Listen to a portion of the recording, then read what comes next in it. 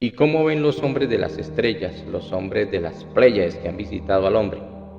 Lo ven como lo narraron en La lógica de la lógica, cuando dice qué frágil es el espíritu y la mente en su real interpretación de lo que aparenta ser la verdad, porque ellos están en un nivel muchísimo más avanzado, a donde utilizan la lógica de la lógica como una herramienta para el desarrollo de la inteligencia, para comprender el verdadero significado de las enseñanzas de esos seres tan poderosos que vinieron a visitarnos en este planeta para traernos conocimientos, para despertar y desarrollar el ser. Hablemos, por ejemplo, de lo que enseñó Jesús en el ejemplo, ojo, representando fielmente al hombre de la tierra, a la humanidad entera en la que se encuentra sumergido, representándonos, por ejemplo, en aquel pasaje cuando Jesús, viniendo de Galilea, vino hasta el Jordán, a donde estaba Juan bautizando, y una vez que fue bautizado y ascendió de las aguas, narran las diferentes escrituras que vio cómo los cielos se abrieron y vio descender el Santo Espíritu como una paloma sobre él, y escuchó una voz en el cielo que decía: este es mi Hijo amado, en quien tengo complacencia.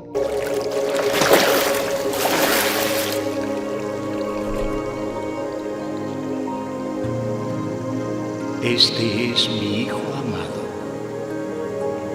en quien me complazco.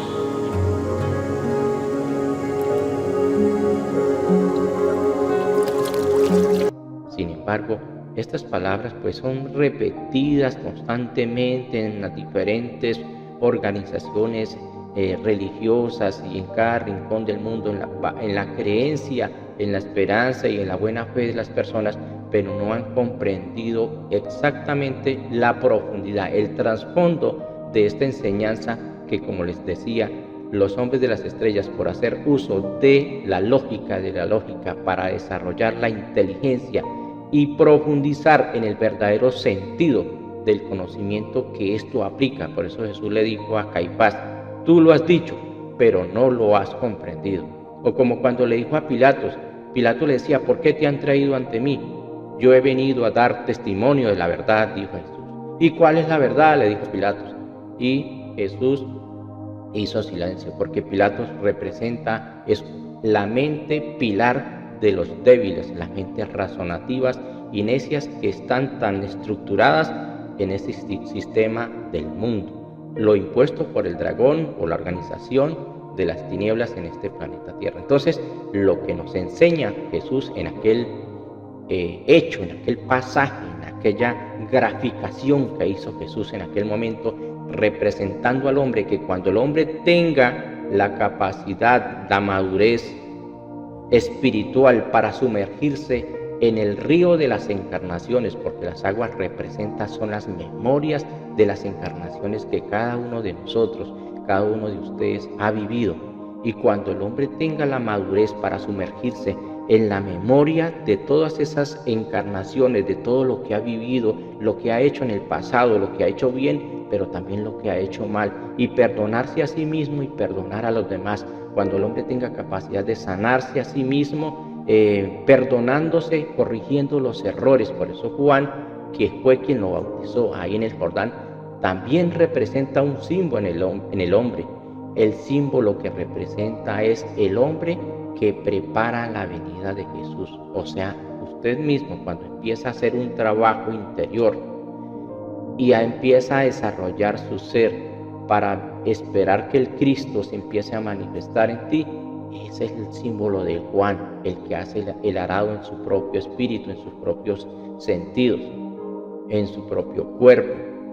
Entonces Jesús viene y se sumerge, o sea, el hombre viene y se sumerge dentro de esa memoria y empieza a recapacitar qué he hecho bien, qué he hecho mal, y a corregir su vida.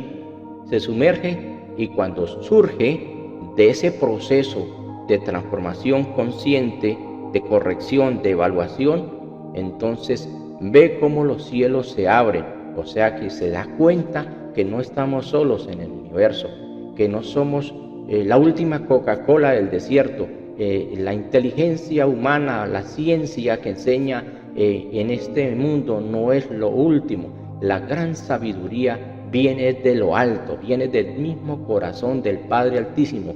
Es el fuego del Santo Espíritu, son los vectores de pensamientos inteligentes emitidos por los grandes progenitores mayores, por los grandes logos solares, por los corazones mismos del universo y de las galaxias, que están viajando constantemente. ¿A dónde?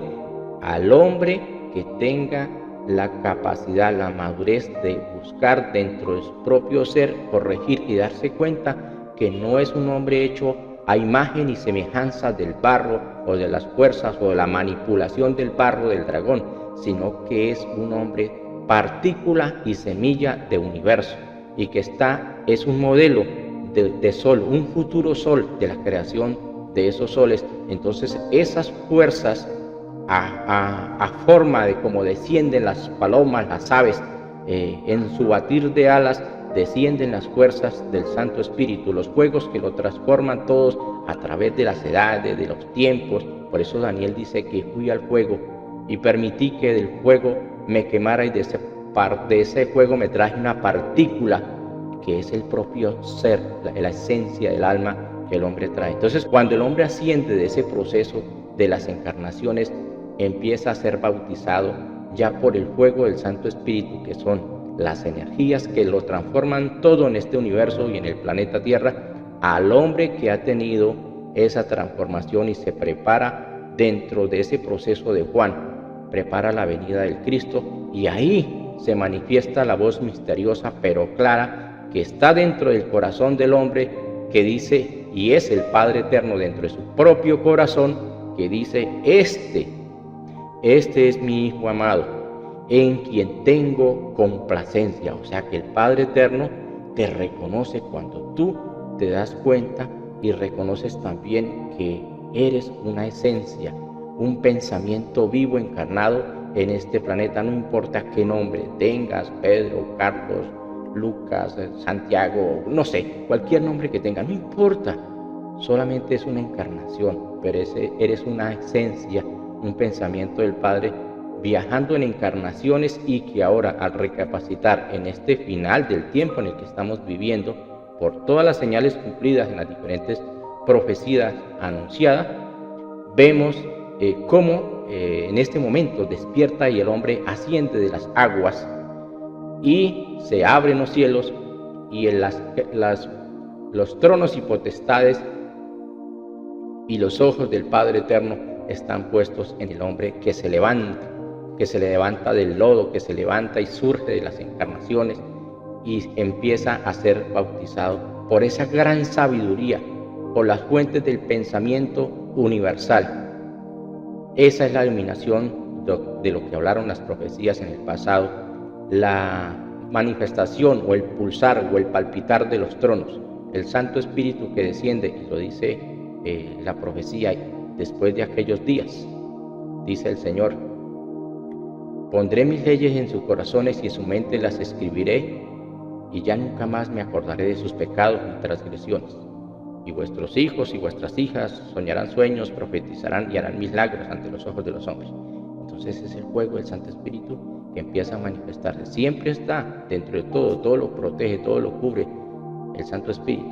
Pero cuando el hombre se conecta al Padre Eterno en su propio corazón, ahí empieza ese vuelo. Entonces hoy vamos a hablar en esencia la síntesis de la pastoral número 23, que es el amor, el vuelo del ser. ¿Cómo está determinado que su espíritu inicie ese proceso de aletear? El batir de alas que trae la redención de los cielos.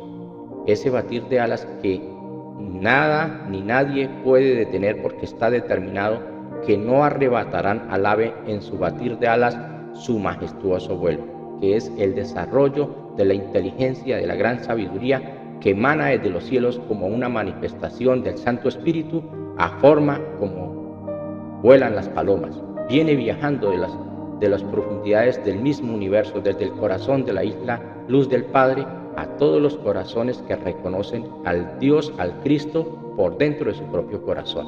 Es por eso que este juicio empieza en nuestra propia casa, que es nuestro propio templo, que es el templo vivo de Dios, que es el templo vivo del Cristo, que es el templo vivo del Dios sin fin. ¿Recuerdan la pastoral número 22? El templo del Dios sin fin que está por dentro de ti, que es tu propio corazón, tu propio espíritu, tu propio cuerpo.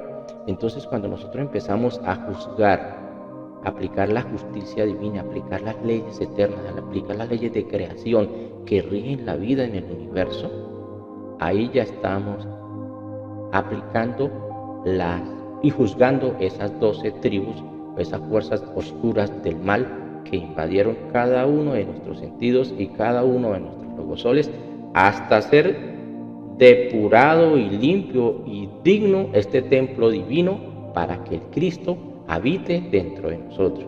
Acuérdense que Pablo sufría cuando veía que el hombre en su inocencia lo que hacía era contaminar y contaminar más su templo interior, y decía que él sufría como una mujer en angustia de parto, en angustia de alumbramiento, hasta que el hombre no comprendiera y pudiera conformar el Cristo por sí mismo, dentro de sí mismo. ¿Lo recuerdan?